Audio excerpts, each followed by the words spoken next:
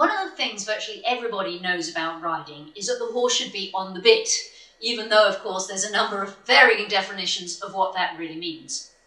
And getting the horse on the bit becomes a big stumbling block for most riders at some stage in their learning process. Back through time, it certainly was for me. And I think it's fair to say that a lot of riders think that they either succeed or fail according to whether the horse is on the bit, or in its more common interpretation, whether their horse's nose is vertical. And the more desperate riders get, the more they fiddle and kick and pull and shove with their bum and try and make it happen. And certainly I can remember being shouted at so loudly that you desperately wanted it to happen. For me as a young rider, certainly when I was struggling to work for the British Horse Society exams, it became a huge, big deal by which I defined myself. And I think I was willing to do almost anything to be a rider who could pass that hurdle and be seen to have her nose vertical. And I think that caused a lot of bad habits and a lot of unlearning that took me a long time and takes very many riders a long time. In fact, one of my young colleagues in America, we had a joke that she had been on an equine management and degree that involved riding, and that she had a BSc in fiddling horses' heads down.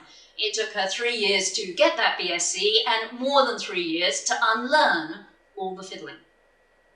So why is it that I'm so big on trying to convince people that on the bit is about the horse's posture, movement, carriage, how his back is organised, not just about how his nose is organised?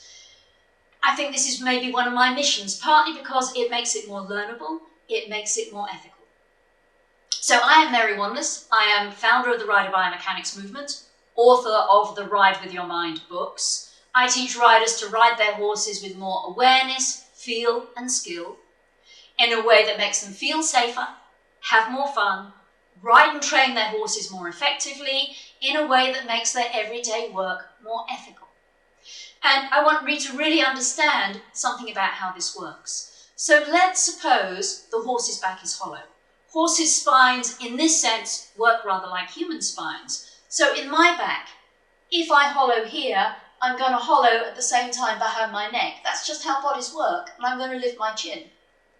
And if I fill out into my back more and my abdominal muscles shorten, my neck is going to elongate more at the back, shorten more at the front, my chin is going to drop. So you could say at this point that I am above the bit, and at this point I'm certainly closer to on the bit. And if my back was hollow here, and I was a horse and then somebody tried to bring my head down, I kind of end up in a bit of a contortion, which is not how my body is supposed to be, or the horse's body is supposed to be. So if his back is down, his head is supposed to be up. And in one of the books I wrote about really just acknowledging that sometimes this happens and saying, well, it's 11:15 on Thursday morning and my horse is going along with his nose in the air, so what? If I get desperate about getting it down, I fall into the trap of kicking and pulling and fiddling, and I'm trying to put a down nose on top of a hollow back and making the horse have a contortion. The other thing is, if as a rider, what I really know about is my hands and what my hands are doing, the chances are that what my horse is going to know about is his mouth and the bit and the head and what his head is doing.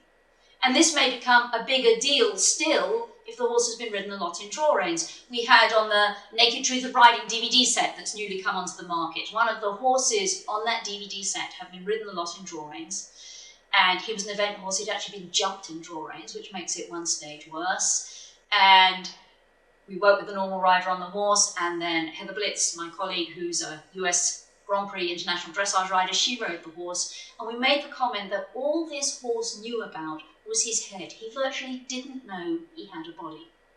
But when on the bit works well, it's about core strength.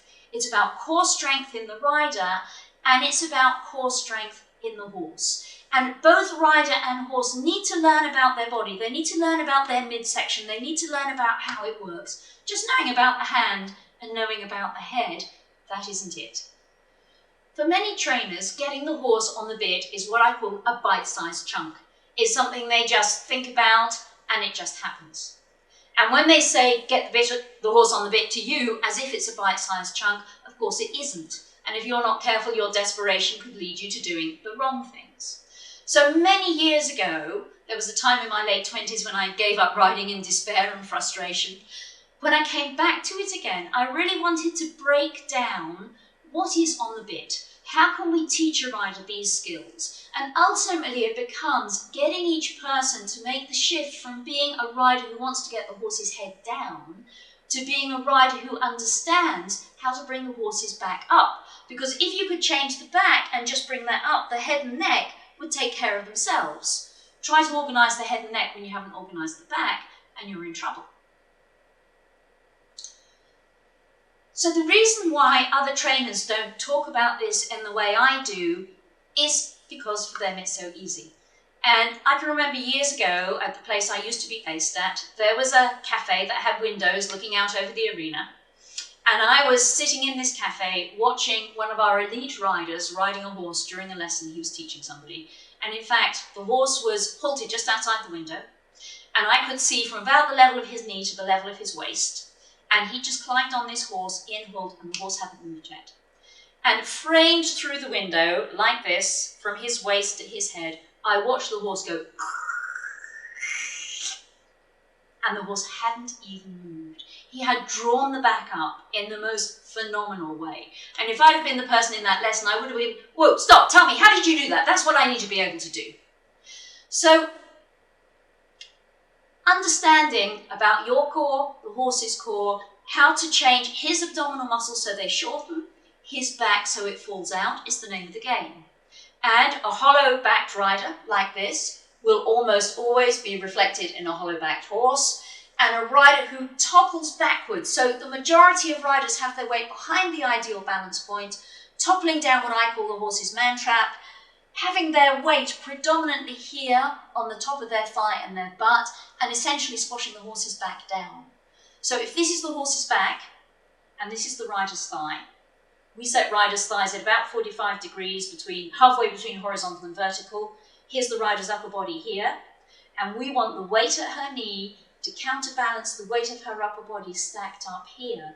And just that change compared to her weight being focused here because her knee is up and her foot is forward, or her weight being focused here because her thigh is too vertical. Both of those put the weight down the man trap, but the weight here at the knee counterbalancing the weight of the upper body here changes everything. Skilled riders, on the whole, really do not know how they do what they do. Just like the rider in that story I told you, I'm quite sure he couldn't have explained to the rider in front of them how he just drew that horse's back up as I watched it encased in the frame of that window. And it's well researched in the literature of social psychology that experts in any skill have what is often called expertise-induced amnesia. He does it so well, so easily, he doesn't know how he does it. There is no need for him to break the skill of on the bit down into bite-sized chunks. But making bite-sized chunks is what all of us need to learn how to do it well, to do it ethically, to do it in a way that we can draw the back up, we can get the head and neck to reach away, we can get the hind leg to step under, just as the horse's way of going changes. Obviously, the pictures we're showing you just capture a moment in time. They are all absolutely genuine. Most of them were changes made within one lesson. Some of them were changes made within 3 lessons. All of these horses were really hollow at the beginning, and the riders got much more able to draw the back up, reach the head and neck away.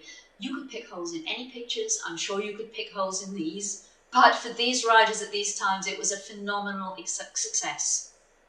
I'm not suggesting that the horse went into carriage and continued like that forevermore. Everybody's learning process goes, got it, lost it, got it, lost it, got it, lost it, got it, lost it, as you home in on your goal. And of course, that will be the reality for these riders as it is for all of us. Let me show you a little bit more about how bodies work. So if I hollow my back and then attempt to hug my knee, this is where it comes to. If I take the hollow out of my back, my knee then comes to here. So it's the same with the horses. We want his hind legs to come underneath his body more, but if his back is hollow, the amount to which they can do that is restricted. Okay, and it doesn't matter how hard you kick, you can't make a difference to that. Once his tummy has shortened and his back has filled out, his hind leg can move underneath him much closer to his tummy. And then you're getting much more the response you want. So by lifting the back, you've made it possible for the hind legs to come under. If you were to go kick, kick, kick to the back and hold, hold, hold to the front, all you're doing is attempting to scrunch the two ends towards each other. But the hind legs can't come under that much, and the front will tend to just scrunch in a short neck or break the third vertebra or something like that, rather than the real genuine reach of a head and neck out of the wither. So in essence, getting the horse on the bit is about learning to draw his back up underneath you. It's about your core and how it operates, his core and how it operates. How your centre of gravity is placed in relation to his centre of gravity. How you support your own body weight and spread it over his rib cage. It's about biomechanics more than anything else. If you want more information on this, there's loads of short video snippets on my YouTube channel. My website, mary-wanlist.com, has information about my books and the longer DVDs.